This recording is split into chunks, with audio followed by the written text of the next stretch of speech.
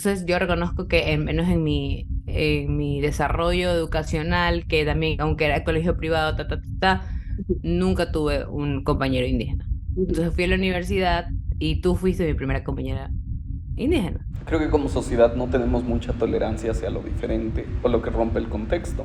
Entonces, el estar dispuesto de romper este contexto te permite pensar en qué más puedo descubrir de esta persona que me cae bien o de qué otros temas podemos hablar. Para Radio Cocoa, esto es Cabos Sueltos, un podcast sobre identidad, pueblos, culturas, tensiones y posibilidades.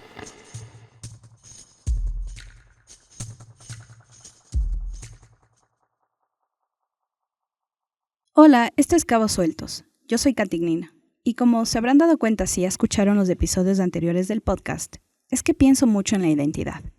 Estoy obsesionada, podría decirse. Y un tema en el que he estado reflexionando bastante desde hace algún tiempo es en la amistad.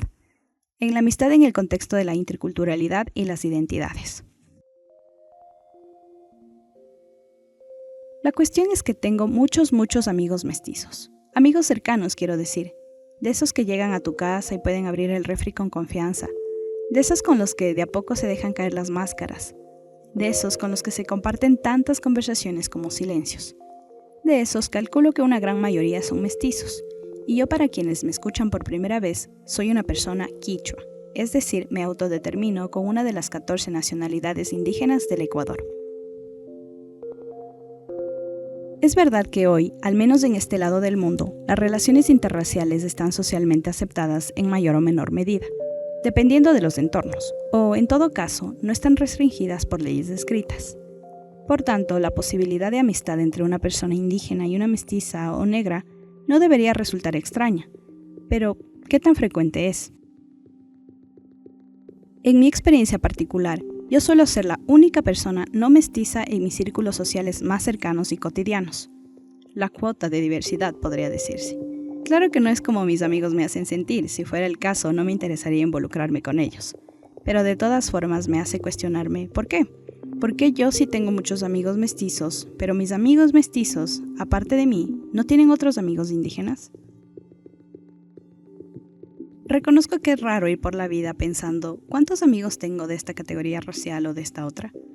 Pero esta evidente desproporcionalidad, por llamarla de alguna manera, de amistades en mi círculo me empuja a pensar en ello todo el tiempo.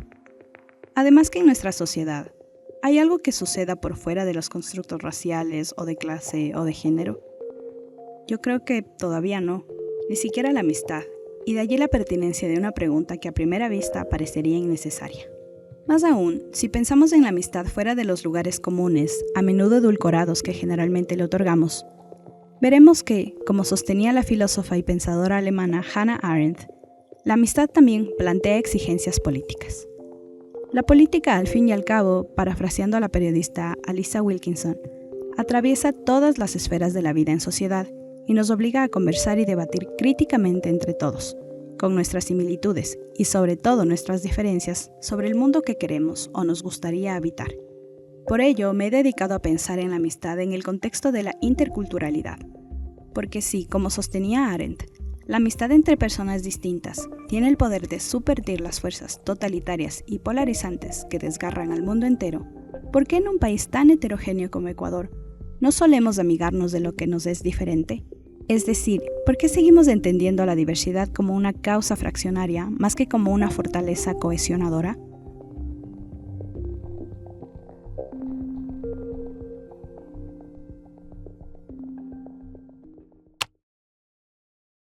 Consideren sus círculos sociales cercanos por un momento. ¿Quiénes los integran y por qué? Creo que para entender la razón por la que nos cuesta hacernos amigos de quienes son diferentes de nosotros, hay que empezar indagando en el porqué de las cosas a las que no les prestamos demasiada atención por lo cotidianas que son. Por ejemplo, nos gusta pensar que las amistades son resultado del azar o al contrario del destino, pero en cualquier caso, que son consecuencia de una injerencia por completo fuera de nuestro dominio. La vida nos juntó, decimos. Y sí, en cierta medida hay razones aleatorias para las amistades. Pero lo que deja por fuera esta frase es que dichas amistades suelen originarse dentro de un orden social ya establecido, y a eso no le prestamos mucha atención. Los individuos tienden a formar relaciones con otros que comparten la misma red social, dicen los autores del artículo Friendships Across Race, Ethnicity and Sexual Orientation, publicado en la Oxford University Press. Estas redes con frecuencia se basan en vecindarios, que tienden a estar segregados, incluso en ciudades racialmente mixtas, y en escuelas y lugares de trabajo, que tienden a estar estratificados tanto por raza o etnicidad como por clase social, continúa el artículo. En otras palabras, no sorprende que dentro de nuestros círculos sociales se reproduzcan esos órdenes y que aunque no existan leyes que restrinjan amistades o relaciones románticas entre personas de distintos orígenes, estas no se den con mucha frecuencia. Yo crecí en Guayaquil, fui a un colegio privado, bilingüe, donde procuraba mucho como enseñar todo lo que era la cultura americana. La voz que acaban de escuchar es de Melissa, una de mis mejores amigas de la vida que conocí en la universidad. Melissa se reconoce como una persona mestiza y fue mi primera amiga, como decimos en Ecuador, Guayaca, o sea de Guayaquil, ciudad ubicada en la costa ecuatoriana. Y yo su primera amiga indígena de la sierra ecuatoriana, y hasta ahora la única. Le pedí a Melissa que conversáramos sobre este tema porque desde los primeros momentos de nuestra amistad, siempre hubo lugar para abordar las diferencias étnico-culturales entre ambas, sin recelos, lo cual, en mi experiencia, no sucede con mucha frecuencia. Paréntesis, conversamos a través de una videollamada por Zoom, así que la calidad del audio variará de vez en cuando a partir de ahora. En mi colegio no había mucha diversidad, por ejemplo, no habían estudiantes, lo que yo recuerdo en mi promoción, por ejemplo, no habían estudiantes indígenas, solamente habían personas mestizas, había personas negras, pero no, y bueno, y también había un alto porcentaje de personas asiáticas. Yo crecí en el centro de Guayaquil, entonces digamos que si hubo puntos de diversidad eran tipos de personas asiáticas. E incluso era como la broma de la ciudad, como referirse a mi colegio, como que, ay, es donde van las personas asiáticas, como que a los estudiantes asiáticos. Pero no, yo nunca tuve compañeros indígenas. Y en la ciudad, no, en Guayaquil, no es común ver personas indígenas. Y yo crecí escuchando como comentarios racistas hacia la comunidad indígena, el típico comentario de la tía que uno dice como que, ay, tía, no, pero todos se ríen, pero es como, tía, por favor. Entonces yo reconozco que menos en mi desarrollo educacional, que también, aunque era colegio privado, nunca tuve un compañero indígena. Entonces fui a la universidad y tú fuiste mi primera compañera indígena. ¿Pero alguna vez te cuestionaste esto? ¿O creciendo no, solo no te dabas cuenta? Yo me empecé a cuestionar de esto cuando fui a la universidad y fui tu amiga. Es más, creo que una vez lo hablamos. Me acuerdo que una vez caminábamos y te dije como, Mm, no me acuerdo cómo llegamos a esa conversación, pero te dije como, Catilina, tú eres mi primera amiga indígena. ujú. Y, Creo que fue y porque yo, yo dije, tú eres mi primera amiga de Guayaquil, Mona. sí. Entonces, sí fue así como, no, tú eres mi primera amiga indígena también. Y Ujú, era como, ahí yo empecé a reflexionar y dije, bueno, tiene sentido porque en mi colegio, en la ciudad, no ves a personas indígenas en instituciones académicas, al menos perdón, en mi institución académica. Y aparte, en el día a día, no es tan común como en Quito, por ejemplo. ujú. Y me acuerdo que en Quito, en la universidad, cuando hacían esta semana de la diversidad, Paréntesis. Melissa y yo estudiamos en la Universidad San Francisco de Quito, una universidad privada de la capital ecuatoriana que tiene la fama de ser aniñada, o como dirían en México, para fresas, o como dirían en España, para pijos. Sin embargo, es una universidad a la que se le reconoce el haber promovido la integración de estudiantes indígenas, negros, montubios y migrantes. La Semana de la Diversidad a la que se refiere Melissa era una propuesta creada por el Programa de Diversidad Étnica, departamento que nos respaldaba a los estudiantes de diferentes contextos socioculturales históricamente desfavorecidos, y tenía como objetivo dar a conocer nuestras tradiciones, formas de vida, cosmovisiones, expresiones culturales, etc., más allá de las aulas. y yo sé que como que uno puede pensar como que, la universidad se inventa, solo quiere como que aparentar que es diverso y por eso da espacios, pero yo sé que suena cliché, pero al menos para mí, ver esta semana de la diversidad y conocer todos los diferentes grupos que había en la universidad, para mí fue como que, de verdad me abrió una puerta, o sea, de verdad fue como, ok, es la primera vez que puedo interactuar con una comunidad que no es la mía. Ujú, ujú. Entonces sí fue como, wow.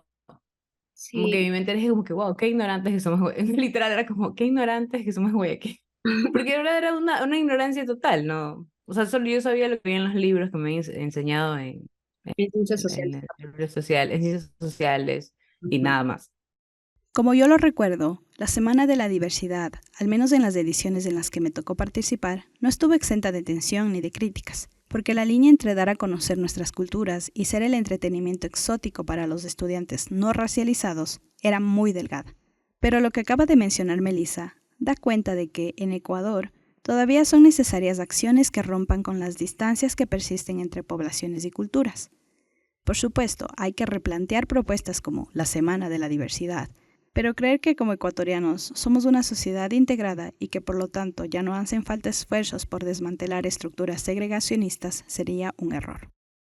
O sea, pero en Guayaquil hay mucha migración, ¿no? De personas de la sierra, sobre todo del centro, de Riobamba, de Chimborazo. Pero como dices, no son personas que se han integrado como tal a la ciudad. Siempre están ocupando estos puestos de trabajos precarios, por ejemplo. Hay mucho trabajo informal. Las veces que te he ido a visitar a Guayaquil me ha llamado eso la atención, ¿no? Que las personas que venden por la calle van con la vestimenta, por ejemplo, del pueblo Puruá y se concentran como en estos espacios de la ciudad que son más precarios, ¿puede ser la palabra? Total, por ejemplo, yo vivo en el centro de la ciudad, en el centro de Guayaquil, Ujú, y gran parte de mi infancia la viví en el sur de Guayaquil, ujú, en Pedro Pablo Gómez, que era una calle del sur. Y el centro y el sur de Guayaquil son conocidos como clase media y media baja, ujú, usualmente. ujú, Entonces, por ejemplo, si te puedo decir como la primera interacción que yo recuerdo que en Guayaquil que tuve con una persona indígena fue en la tienda al lado de la casa de mi tía. ujú, Entonces, todos los días yo iba y le pedía a la señora María que por favor me dé galletas. Era ujú, como cada vez que visitaba a mi tía. Esa era mi interacción. También después recuerdo un día que yo también ya empecé a ser más consciente de que ese era el nombre de la señora ujú. y también estaban sus hijos y su esposo, etcétera, etcétera. Pero me empecé a dar cuenta que había gente que la llamaba María sin preguntar primero su nombre. Yo sabía que ese era su nombre, pero ya de una vez le decía, o sea, era como que llegaba alguien random, porque yo sabía que era eran personas que no eran del barrio, y yo notaba que la llamaban, y yo en mi mente de niña era como, ¿cómo saben que se llama así? O sea, qué raro, como, ¿cómo saben que se llama así? Y ella respondía bien, entonces yo pensaba, yo decía, bueno, ya ella es súper popular, ella es súper popular, ya la han de conocer. Obviamente ya después crecí y entendí que eso es parte de un comentario racista y estereotípico Ujú. del que las personas en la costa, al menos Guayaquil, hacen a mujeres indígenas. En la costa y en la gran mayoría del país. Y bueno, con Melissa continuamos hablando sobre nuestra amistad y el hecho de que ésta haya perdurado en el tiempo, tema sobre el que ya regresaré más adelante. Pero me parece que la experiencia de mi amiga es un ejemplo muy claro de cómo en nuestros círculos se reproducen órdenes sociales que solo son posibles cuestionar cuando abrimos nuestros pequeños universos a los contrastes.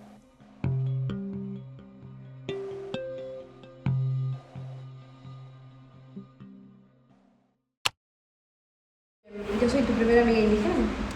Diría que sí, creo que sí, Kat. Él es mi amigo Gus, de Quito. También fuimos a la misma universidad, aunque nos conocimos después de que yo me graduara, en un contexto laboral.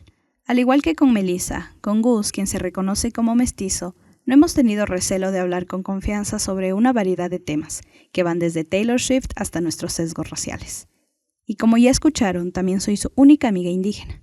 Y porque me interesaba insistir en el porqué de ese hecho, le pedí también a Gus que conversáramos de este tema. Porque de ahí donde estaba pensando de otras personas indígenas a las que soy, o sea, como que tengo familiaridad.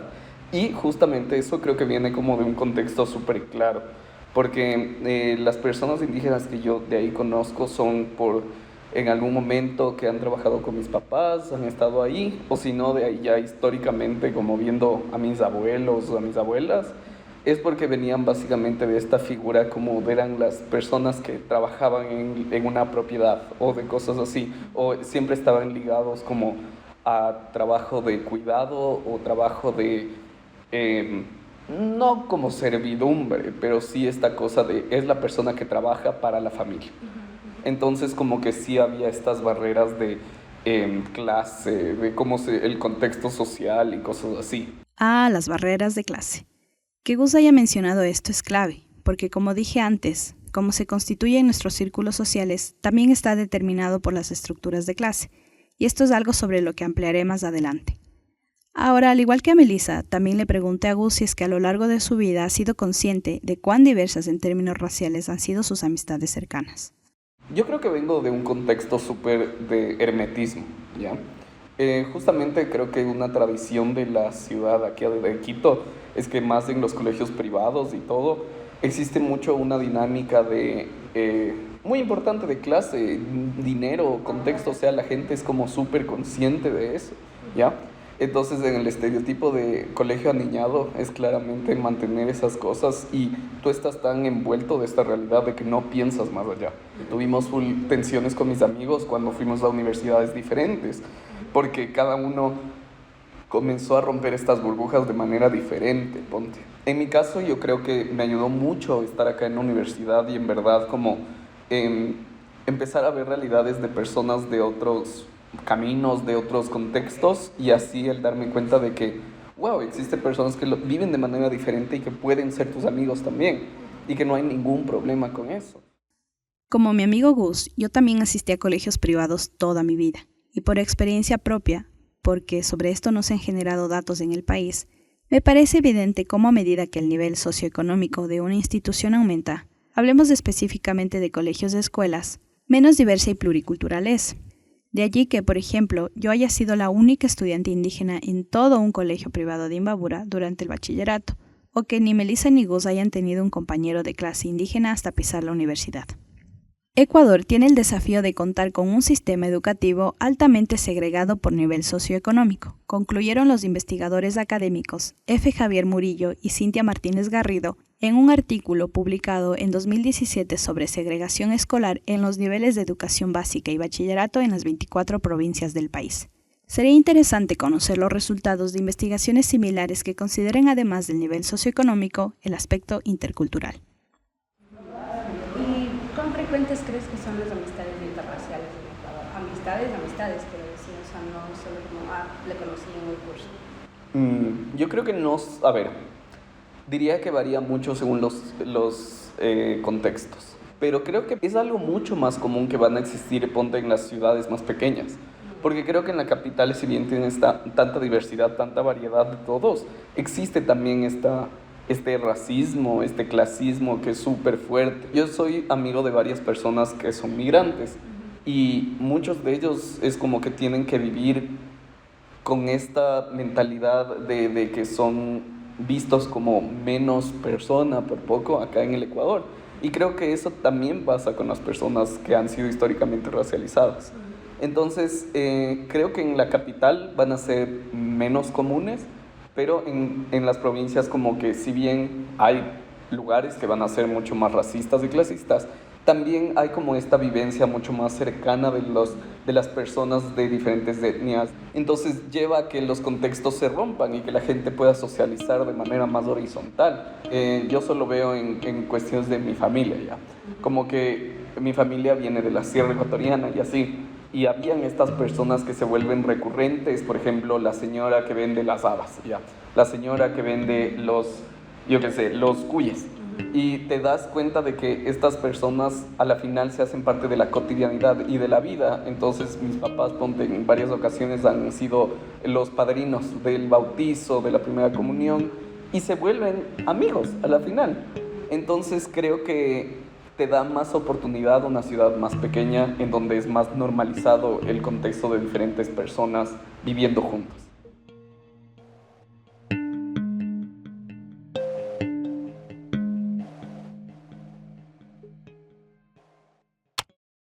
Ahora, aunque cada vez voy sintiendo más lejanos mis días en la universidad, creo que es seguro decir que mi amistad con Melissa y Gus ha trascendido a los muros universitarios, que un día nos resguardaron del mundo exterior. O sea, nuestra amistad ya no está definida por la cotidianidad, sino por algo más profundo. Y me pregunto, ¿qué hace que una amistad trascienda esos muros? ¿Qué hace que exista más allá de la cotidianidad de, por ejemplo, un aula? Estas son preguntas importantes en el contexto de la interculturalidad, pues diferentes investigaciones han observado que aun cuando entornos diversos, como una universidad o colegio, posibilitan el contacto y relación entre personas de diferentes orígenes, es significativamente menos probable que dichas relaciones permanezcan intactas en el tiempo que las amistades entre personas de la misma raza, según un estudio publicado en la revista de sociología Social Forces de la Universidad de Oxford. Entonces, ¿qué hace que mis amigos y yo desafiemos esa baja probabilidad? Bueno, yo creo que la razón por la que hemos mantenido nuestra amistad, incluso fuera de las etapas, es que creo que cada etapa tiene su encanto, ¿no? Como dice mi mamá. Y es normal que uno fraternice con alguien por la situación en la que está, ¿no? Entonces, si las dos personas están pasando por lo mismo, es más normal que hagan conexión. Pero yo creo que la amistad, así como el amor, es una decisión y requiere mucho esfuerzo. Entonces, yo conscientemente trato de mantener las amistades que atesoro muy cerca de mi corazón, ¿no? A veces me pongo alarmas mentales o escribo en mi agenda como cada mes como mandar un mensaje y sé que es muy fácil como solo perderse en el Instagram o en el like, de como que "Ay, le di like a la foto y como, Ujú, "Ay, le mandé un mensajito, ya no pasó nada, o feliz cumpleaños, que te vaya bien". Pero siempre trato como de tener ese como notificaciones mentales de cómo está Catilina, cómo está Camila, cómo está. Y aparte que, bueno, que siento que mi familia es muy así, tipo mi papá todo el tiempo me pregunta por ti, ujú, por todas mis amigas, porque y tampoco que son muchas, pero sí es cierto que nuestra amistad siempre ha sido muy sincera. Yo me imagino que tú vas a haber tenido momentos en los que has interactuado con personas en las que tal vez los comentarios que dicen revelan más de ellos, pero creo que le puedo atribuir como a nuestra sinceridad y a ujú, nuestros momentos de preguntas sin tabúes y con mucho, mucho respeto. ujú. Sí, sí, sí he tenido experiencias de conocer personas que se mandan los típicos comentarios. Y no siempre he llamado la atención sobre esos aspectos, porque a veces es como un esfuerzo mental también, como todo el rato estar ahí en modo defensivo. Las amistades que han sido muy, muy fugaces o no han perdurado han sido esas que no están dispuestas tampoco a tener este tipo de sinceridad, de abrirse a otras perspectivas. No, y sabes que ahorita que dices lo de sinceridad, como, o sea, ahorita realmente, o sea, realmente ya como que aflojándome. O sea, nosotros no teníamos ningún problema en decirle a la otra como que, ay, como que está un poquito racista tu comentario. Ajá. O que está un poco hay un poco de clasismo en tu comentario que acabas de hacer, un poco de clasismo en tu chiste. Entonces, es como, hay mucha sinceridad y también apertura a como que prestar la atención a la otra, como decirle, y la otra reconociéndolo, como, ¿sabes qué? Sí. Y siento que eso es como una parte tan como esencial de nuestra conexión también. Creo que como sociedad no tenemos mucha tolerancia hacia lo diferente o lo que rompe el contexto. Entonces, el estar dispuesto de romper este contexto y saber que van a haber partes que te van a hacer sentir incómodo, tal vez, van a ser, como tú dices, van a haber tensiones que van a surgir, pero es como pensar que qué es lo que estás valorando como lo que ves en la otra persona, esa amistad, esa persona en la que puedes confiar, etcétera. Entonces creo que si comienzas eso como base, te permite pensar en qué más puedo descubrir de esta persona que me cae bien o de qué otros temas podemos hablar. Yo creo que tuvimos como uno de estos momentos hace como un mes que ya o sea, nos quedamos sentados y tomamos un café y hablamos como que por 3 horas, creo. Y estuvo súper chévere. Entonces, como te dije anteriormente, que el integrar como estos toques de personas que piensen diferente, de personas que vivan el mismo contexto que tú, pero de una manera diferente debido a trasfondos que vienen desde las etnias, desde su familia y cosas así. Es interesante porque te hace cuestionarte muchos más las cosas. Por ejemplo, el cuestionar los medios, el cuestionar la cultura. Creo que sí me ha ayudado mucho como tenerte como amiga. Y también solo el hecho de, creo que se me ha hecho mucho más accesible también estas expresiones culturales que de otra manera no lo serían. Por ejemplo, Kat siempre ahora es como que nos invita a cualquier evento que haya en Cotacachi, como, ven Ron, va a estar súper chévere, ¿me cachas? Y siento que no tendría ese acceso o siquiera el conocimiento de que existe toda esta dimensión y estas expresiones si es que no estuvieses en mi vida.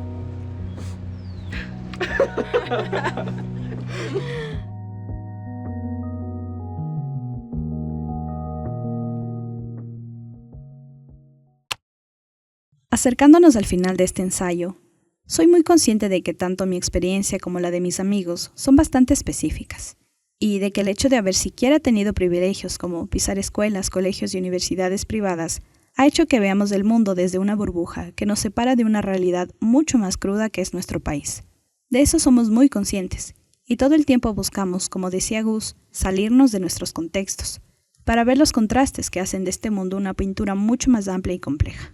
Dicho eso, concluyo que si nuestra amistad continúa en el tiempo, no es porque la afianzamos solo a través de nuestras similitudes, sino sobre todo mediante nuestras diferencias, lo cual implica un verdadero esfuerzo, voluntad, afán por descubrir de manera recíproca las capas que nos recubren a cada uno y que se definen por nuestras historias y formas de vida, por nuestros gustos e intereses, por nuestras preocupaciones e inclinaciones ideológicas, por nuestras cosmovisiones, por nuestras luchas. Asimismo, pienso que si tenemos el optimismo suficiente para creer que este mundo puede cambiar, hay que comprometerse con la política, y no hay nada más político que amigarse de lo diferente y romper órdenes sociales que poco bien le han hecho al mundo. Abrir nuestras relaciones en última instancia no se trata de forzar la diversidad o inclusividad, sino de repensar enteramente nuestras burbujas en pro del mundo en el que queremos vivir. Y bien, por último, quiero recomendar una lectura que me sirvió mucho para este ensayo y que me acercó a las ideas de la filósofa alemana Hannah Arendt sobre la relevancia política de la amistad, citadas a lo largo de este ensayo. A continuación, compartiré algunos fragmentos de la lectura que lleva como título The Radical Political Power of Friendship, escrito por la corresponsal Alisa Wilkinson y publicado en el 2022 en el medio y portal de noticias Vox. Dice así: como la mayoría de los grandes escritores, Hannah Arendt escribió sobre los mismos temas una y otra vez, remodelados y reconfigurados para adaptarse a nuevas circunstancias. Quizás su idea recurrente más importante sea la del amor mundi, el amor al mundo. Para Arendt, amor mundi significa que no puedes engañarte sobre el mundo, cerrando los ojos ante las realidades de la historia y la injusticia. En cambio, amar al mundo significa trabajar en dos tareas específicas. La primera es insistir tenazmente en ver al mundo tal y como es, con sus decepciones y horrores, y comprometerse con él de todos modos. La segunda es encontrar personas en el mundo y abrazar su alteridad o diferencia. Esta última pieza, amar a las personas por su diferencia, es esencial para el pensamiento de Arendt y sus amistades. Arendt ve la amistad como aliada de la política, no como un sustituto de la política, ni como una forma de hacer política, sino como una condición necesaria para la supervivencia de la política tal como ella la entendía. Escribe John Nixon en su libro Hannah Arendt and the Politics of Friendship. Arendt no estaba diciendo que la amistad con personas del otro lado del pasillo vaya a salvarnos de alguna manera, o que todas las políticas tengan el mismo impacto en los humanos. En cambio, Arendt quería decir algo ligeramente diferente: que la amistad con otras personas, incluidas aquellas con las que generalmente estamos de acuerdo, subvierte el poder. La amistad, en la que las relaciones ven y reconocen las diferencias de los demás, que afirma y cuestiona esas diferencias y, en última instancia, crece, rechaza las fuerzas tiránicas que intentan negar nuestra individualidad y dignidad. El verdadero amor mundi reconoce que nuestros problemas nunca se solucionarán, que no existe una teoría o principio perfecto que descifre el rompecabezas de la existencia y resuelva nuestros problemas. Y escribe Arendt, es por eso que existe la política.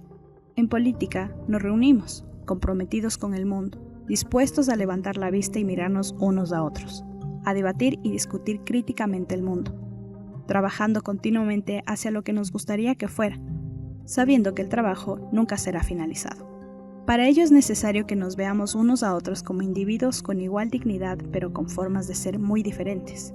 Nuestras idiosincrasias nos hacen quienes somos, y esos rasgos y excentricidades únicos nos permiten cuidarnos unos a otros.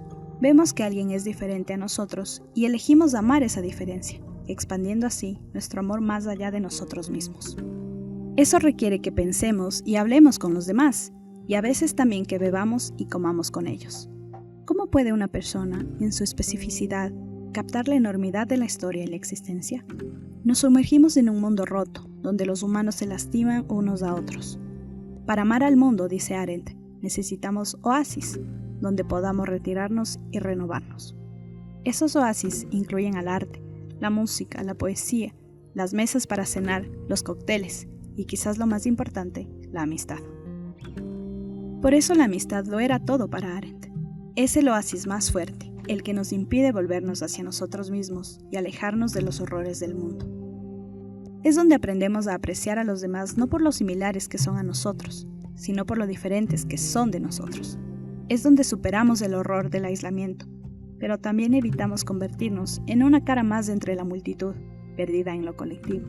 La amistad es el tejido conectivo que nos convierte en una verdadera sociedad y nos salva de ser superados por el totalitarismo.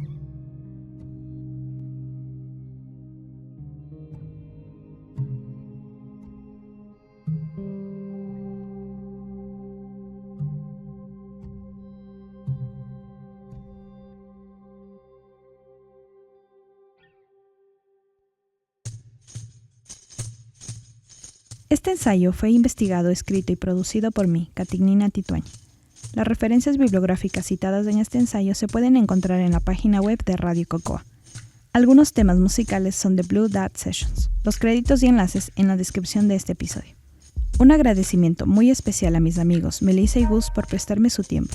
Y un saludo a todos mis amigos. Esto fue Cabos Sueltos. Gracias por escuchar.